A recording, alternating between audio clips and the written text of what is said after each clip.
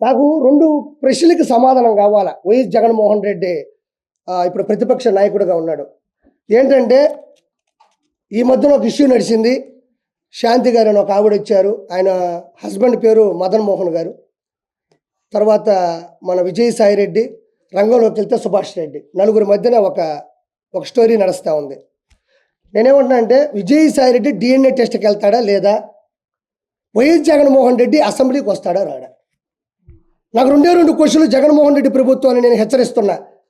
DNA టెస్ట్కి విజయసాయి రెడ్డి వెళ్తాడా లేదా, జగన్మోహన్ రెడ్డి అసెంబ్లీకి వస్తాడా రాడా? ఇప్పుడు ఒక నిమిషం అండి, మా ఇంట్లోనో లేదా పక్కింట్లోనో ఇంకో పక్కింట్లోనో లేదా ఇంకొక చోట ఏదో ఆడవాళ్ళతో ఒక సమస్య జరిగింది, ఒక వ్యక్తి వచ్చాడు, ఇలా జరిగింది, విజయసాయి రెడ్డి అనే వ్యక్తి నా భార్య నాతో అనిందండి శాంతి గారు, ఏమనిందంటే ఆయనకి పిల్లలు లేరు కావాలని ఏదో ఒక ఇష్యూ నడిచింది. అది నేను మళ్ళీ ప్రత్యేకించి చెప్పి ఆడవాళ్ళ విలువను కానీ ఆడవాళ్ళ గురించి తప్పుగా మాట్లాడటం చిత్రీకరించడం నాకు నచ్చట్లే. అది జనాలకు తెలుసు కాబట్టి నేను ఒక చిన్న ఇంప్లిమెంట్ చేసి చెప్పేశాను అంతే. ఇప్పుడు ఏమంటున్నారంటే జనాలు, ప్రజల చేత ప్రజల కొరకు ప్రజల యొక్క ఉన్నటువంటి ఈ రాజ్యాంగబద్ధంలో ఒక వ్యక్తి ఒక ఎంపీగా, మెంబర్ ఆఫ్ పార్లమెంటు, రాజ్యసభ సభ్యుడిగా ఢిల్లీలో ఉన్నాడు. ఎక్కడ? మన ఆంధ్రప్రదేశ్లో ఎన్నుకోబడినటువంటి ఒక రాజ్యసభ సభ్యుడు ఢిల్లీకి వెళ్ళినప్పుడు వాళ్ళు ప్రశ్నిస్తారు, మేము నీకు ఓట్లేసి గెలిపించాం కదా, నువ్వు మంచోడు అనుకున్నాం కదా, ఆ అమ్మాయి వచ్చి ఇప్పుడు ఒక అలిగేషన్ పెట్టింది, వాళ్ళ హస్బెండ్ వచ్చేసి ఆవిడ నాతో అనింది, కాబట్టి నువ్వు దీనికి సమాధానం చెప్తావా లేదని అడుగుతున్నారు. నేను కాదు అడిగేది, ప్రజలు అడుగుతారు. ఆంధ్రప్రదేశ్లో 175 నియోజకవర్గాలు ఉన్నాయి, 25 ఎంపీలు ఉన్నాయి, మీకు తెలియదేం కాదు. వాళ్ళందరూ కూడా ప్రజలు ఈరోజు నిలదీస్తున్నారు, నిందిస్తున్నారు. ఏమని విజయ్ ఏమంటాడంటే దానికి వచ్చిన మాట చెప్తాడు. ఏం మాట చెప్తాడంటే, ఆ అమ్మాయే చెప్పింది, ఆయన వయసు ఎంత, నా వయసు ఎంత, నీ వయసు ఎంత, నా వయసు ఎంత అనేది DNA టెస్టా? నేను ఎప్పుడు తప్పే చేయను, నా పేరు విజయసాయి రెడ్డి అని గట్టిగా అరిస్తే విజయసాయి అది DNA టెస్ట్ అవుతుందా? వెంకటేశ్వర సన్నిధిలో వచ్చిన ప్రమాణం చేస్తా అంటాడు, ఇది DNA టెస్ట్ అవుతుందా? మరి అలా అనుకుంటే ఈరోజు సివిల్ కేసులు ఉన్నాయి, క్రైమ్ కేసులు ఉన్నాయి, రకరకాల హత్యాకాండ కేసులు ఉన్నాయి, 302 సెక్షన్ ప్రకారం ఉన్నారు, జీవిత ఖైదు అనిపించే వాళ్ళు ఉన్నారు. వాళ్ళందరూ కూడా ఇదే మాట చెప్తారు, మా అమ్మ మీద ఒట్టేసి చెప్తున్నాను, మా నాయన మీద ఒట్టేసి చెప్తున్నాను, మా అమ్మని అడగని నేను ఎంత మంచివాడినో, మా ఊరోళ్ళని అడగని ఎంత మంచివాడినో. ఈ మాటలు అనేటివి ప్రజా పరిపాలనలో సరిపోతాయా? ఈ మాటలు గట్టిగా అరిచినంత మాత్రానో నేను ఎలాంటి వాడినో మీకు తెలియదు అనే మాటలు తాత్కాలికం, ఏదో సరదాగా విని ఊగుట్టు వదిలేసేటి తప్ప వీటికంటూ కొన్ని టెస్టులు ఉంటాయి. DNA టెస్ట్ ఉంటుంది. ఆ DNA టెస్ట్లో ఒక ఇంటర్వ్యూకి ఇచ్చేస్తే ఒక 10-15 నిమిషాలు ఒక రోజు చూసి ఆ జీన్స్ కరెక్ట్గా ఉందా లేదా ఏంది అనేది ఒకటి చెప్పేస్తారు. ఇవన్నీ ఎందుకు? తప్పే ఉంది. ఒక ప్రభుత్వం ముందుకెళ్ళేటప్పుడు 4 అలిగేషన్స్ వస్తాయి, నలుగురు మన మీద అరుస్తూ ఉంటారు. ప్రజాస్వామ్యంలో ప్రజల చేత ఎన్నుకోబడ్డ వాళ్ళం కాబట్టి, మనం ఢిల్లీ వరకు వెళ్ళినటువంటి రాజ్యసభ సభ్యుడు కాబట్టి, ప్రజలకి నమ్మించాల్సిన అవసరం మనకు ఉంది కాబట్టి, నోరు మూసుకొని మనం ఏం చేయాలంటే DNA టెస్ట్కి అధికారికంగా ఏదో ప్రైవేటు బద్దీకరణ అవసరం లేదు, కోర్టు ద్వారానో లేకపోతే ఒక గవర్నమెంట్ అధికారంగా ఇచ్చే DNA టెస్ట్గా ప్రజల సమక్షంలో లోపలికి వస్తావో వాళ్ళు చెప్తారు. అన్నీ మీకు తెలియదా? ఈరోజు అసెంబ్లీలోకి వెళ్తే గెలిచిన ప్రతి శాసనసభ్యుడు ప్రమాణ స్వీకారం చేస్తాడు, ఇది చట్టబద్ధం. క్యాబినెట్ మినిస్టర్లు చేస్తారు చట్టబద్ధం, సీఎం చేస్తాడు చట్టబద్ధం, డిప్యూటీ సీఎం, అలానే ప్రతిదానికి ఒక చట్టం ఉంటుంది. కాబట్టి ఇవన్నీ వేస్ట్ మాటలు. అతను ఒకటే అంటున్నాడు, ఏమంటున్నాడంటే, సార్ నాకు డైవర్స్ ఇవ్వలేదు, నాకు ఇచ్చిన డైవర్స్ కరెక్ట్ కాదు, నాకు డైవర్స్ ఇవ్వలేదు, నాకు డైవర్స్ ఇచ్చేసని చెప్పి పేపర్లో నకిలీ చూపిస్తుంది. 2021-22లో పుట్టినరోజు జరిగినప్పుడు కూడా కేకు మీద మా ఇద్దరు పేర్లు రాసున్నారు. అంటే నేను విడిపోయినప్పుడు, నేను బయటకు వచ్చేసినప్పుడు నా మీద ప్రేమ ఎక్కడి నుంచి వస్తుంది అని మాస్కులు వేసుకోకుండా కేక్ కట్ చేసేటప్పుడు కూడా ఒక వీడియో వచ్చింది. అంటే ఇవన్నీ కూడా ఎవరికైనా అర్థమైపోతుంది ఇది కరెక్ట్ అని. ఎందుకంటే ఒక భర్త వచ్చేసి 2 ఆడపిల్లకాయలను పెట్టుకొని భార్యని నిలదీసి బయట పెడితే పరువు పోదా? ఇప్పుడు 2 పిల్లకాయలు ఆడపిల్లలే కదా వయసుకు వస్తున్నారు.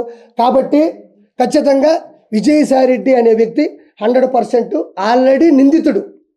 ఆల్రెడీ కొత్తగా నిందించాల్సిన అవసరం లేదు. ఆల్రెడీ విజయసాయి రెడ్డి అనే వ్యక్తి A2గా ఉన్నాడు, అక్యూజ్డ్ 2. నేను ఒకటి అంటున్నా, ఆల్రెడీ A2 ఇతను ఆల్రెడీ పోయి చెప్పకూడదు తిన్నాడు, సెంట్రల్ జైల్లో చెప్పకూడదు తినేసి వచ్చినాడు. అలాంటి వ్యక్తి ఇది చేసుంటాడని ఎవరైనా నమ్ముతారు. కాబట్టి DNA టెస్ట్కి ఖచ్చితంగా అటెండ్ అవ్వాలి. డిఎన్ఏ టెస్ట్కి విజయసాయి రెడ్డి ఇప్పుడు కూడా పెట్టాడు ఒకటి, నాకు ఏ మహిళతోనూ అక్రమ సంబంధాలు లేవు. ఇప్పుడు పెట్టాడు, ఒకసారి చూసుకోండి. ఇందాక ట్వీట్ చేసినట్టున్నాడు పెద్ద మన ప్రభు, చూసుకోండి. తనకు ఏ పరాయి మహిళతోనూ అక్రమ సంబంధాలు లేవని విజయసాయి రెడ్డి తెలిపారు. వెంకటేశ్వర సన్నిధిలో వెంకటేశ్వర స్వామి నాశనం చేసిందే వీళ్ళు, వెంకటేశ్వర స్వామి కొండని నాశనం చేసిందే ఈ వైఎస్ఆర్సీపీ ప్రభుత్వం.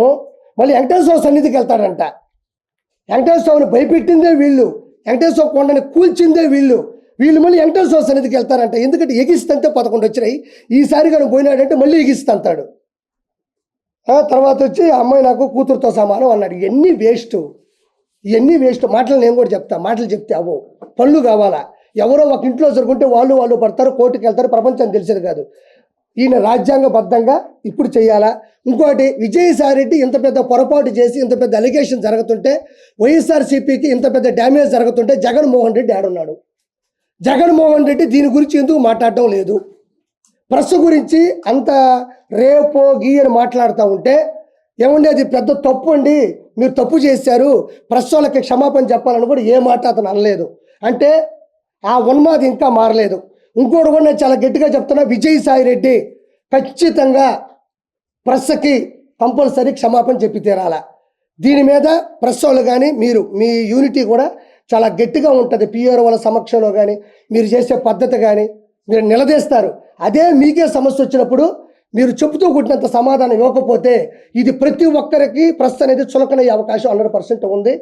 నేను దయచేసి ప్రెస్ సమక్షంలో ప్రెస్ ముందు మాట్లాడుతున్నా, దయచేసి విజయసాయి రెడ్డి అనే ఒక దొంగ, ఒక అవినీతిపరుడు, ఒక అక్రమార్కుడు ఆంధ్ర రాష్ట్రాన్ని సమూలంగా నాశనం చేయడంలో కంకణం కట్టుకున్న విజయసాయి రెడ్డి, లక్షల కోట్లు అడ్డగోలుగా సంపాదించిన విజయసాయి రెడ్డి ప్రెస్కి 100% ఎక్కడ ఒక పార్టీ ప్రెస్ కాదు, ఓవరాల్గా చూస్తే ప్రెస్ ఇది. ఈ మీ మనోభావాలు చాలా వరకు దెబ్బతిన్నాయి కూడా. దయచేసి అతని దగ్గర క్షమాపణ చెప్పించేంత వరకు మీరు గట్టిగా ఉండాలని మనస్ఫూర్తిగా నేను మీ తరపున కోరుకుంటున్నా. ఆ తర్వాత YS Jaganmohan Reddy A1 A2 అయిపోయింది.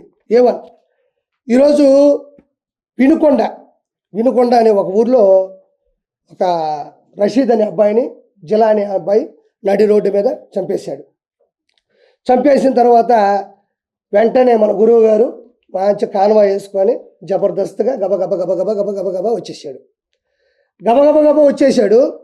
వచ్చాడు. ఆడికి వెళ్ళినాడు, లోపలికి వెళ్ళినాడు. జగన్మోహన్ రెడ్డి వచ్చాడు, దిగాడు, లోపలికి వెళ్ళాడు, బయటకు వచ్చి ప్రెస్ పెట్టాడు. ఏడవరకే మనం మాట్లాడదాం, కథ అంతా తేలిపోద్ది. జగన్మోహన్ రెడ్డి వచ్చేటప్పుడు ఆయన కాన్వాయ్లో ఉండే ఒక బండి బాగాలేదంట, కావాలనే దిగి ఇంకో బండి ఎక్కడం. అంటే నన్ను సరిగ్గా చూసుకోవడం లేదు, నన్ను పట్టించుకోవడం లేదు, నన్ను వీళ్ళు చంపేద్దాం ట్రై చేస్తున్నారు.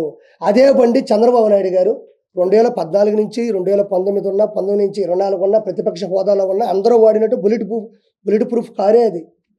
మనం గెలవాలా. ఇప్పుడు ప్రతిపక్ష హోదా కావాలన్నా 18 సీట్లు కావాలా. మనం అలాంటి కాన్వాయ్ కావాలన్నా మనం గెలవాలా. మనం గెలవకుండా మనకు కావాలా అంటే కుదరదేడా. ఐఏఎస్ ఉంటుంది, ఐపీఎస్ ఉంటుంది, ఇక్కడ ఎమ్మెల్సీ ఉంటుంది, లేకపోతే మన ఎమ్మెల్యే ఉంటుంది, మెంబర్ ఆఫ్ లెజిస్లేటివ్ అసెంబ్లీ ఉంటుంది, లేదా మెంబర్ ఆఫ్ లెజిస్లేటివ్ కౌన్సిల్ ఉంటుంది. దాని తేడా ఉంటుంది.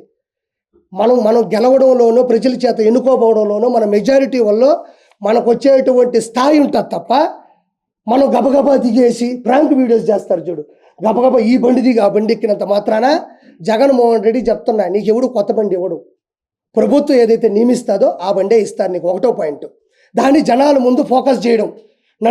అంటే ప్రజలు ఒక చోట ఉంటే మనోడు ఉడికెత్తిపోతాడు. ప్రజలు ఒక చోట ఉన్నాడంటే ఉడికెత్తిపోతాడు ఆ ఉన్మాది. ఎట్ట ఉడికెత్తిపోతాడంటే వాళ్ళ ముందు చేయాలి. అంటే వాళ్ళ ముందు చేస్తే కదా, అమ్మో జగన్మోహన్ రెడ్డికి బండి తీసేసి ఆ బండి ఇచ్చారు, ఆ బండిలో చంపేస్తారేమో అందుకని ఇంకో బండి ఎక్కాడు అనేది అక్కడ చిత్రీకరించడానికి ట్రై చేశాడు. ఇది ఒకటో పాయింట్, జనాలు తెలుసుకోవాలా. రెండో పాయింట్, వచ్చిన తర్వాత ఏం చేశాడు, బండి డోర్ తీసి చక్కగా నోరు ఓపెన్ చేసి ఇలా పెట్టి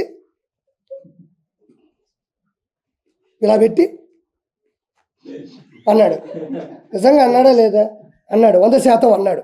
ఒరే మనం ఏం మనుషులవి, మనం ఏడుండాము, ఒక మనిషి అక్కడ రక్తపాతంలో తలకాయ తెగిపడిపోయి 2 చేతులు తెగిపోయి ఆడ పడిపోయి చచ్చిపోయి వాళ్ళు ముస్లింలు మైనారిటీ అక్కడ పడుకొని ఏడుస్తూ ఉంటే మనోడు బండి దిగడం ఒక సినిమా. 4 పార్ట్లు చెప్తున్నా ఈ సినిమాలో నేను. మొదటి పార్ట్ బండి దిగే ఒక పార్ట్, రెండో పార్ట్ డోర్ ఇట తీసి ఇట్ట పెట్టి చేతులు ఇట్ట పెడతాడు, మళ్ళీ ఈ 2 ఇట్ట గొవ్వగా ఇట్ట పెట్టి ఇట్ట పెడతాడు. ఆడ మనిషి చచ్చిపోయి ఉన్నాడు.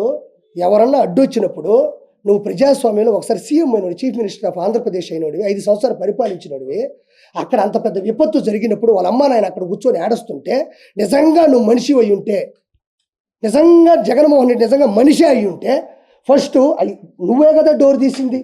నీకు కూడా పోలీస్ సెక్యూరిటీ ఉంటుంది కదా. నీ బండి మీద అడ్డంగా ఎవడిచ్చి పడిపోతాడు? నువ్వు కావాలనే డోర్ తీయడం, కావాలనే బండి తీయడం, దాని మీద జనాలు పెట్టడం, నా రేంజ్ ఇది కాదు అని చెప్పడం. ఇది ఎప్పుడు చెప్పాలబ్బా? ఏదైనా క్యాంపెయిన్ జరిగేటప్పుడు, ఎలక్షన్స్ ముందు రోజో, లేకపోతే ఒక శుభకార్యానికి వెళ్ళేటప్పుడు, లేకపోతే ప్రజల కోసం వెళ్ళి మాట్లాడేటప్పుడు, సభలకు వెళ్ళేటప్పుడు చేస్తారు. మనిషి చనిపోయి విపత్తుతో జగన్కి క్రేజ్ మాత్రం తగ్గలేదు. వినుకొండలో విపత్తు, జగన్ హాజరు, ఇది 9వ 10వ ఈ తమ్నైలు.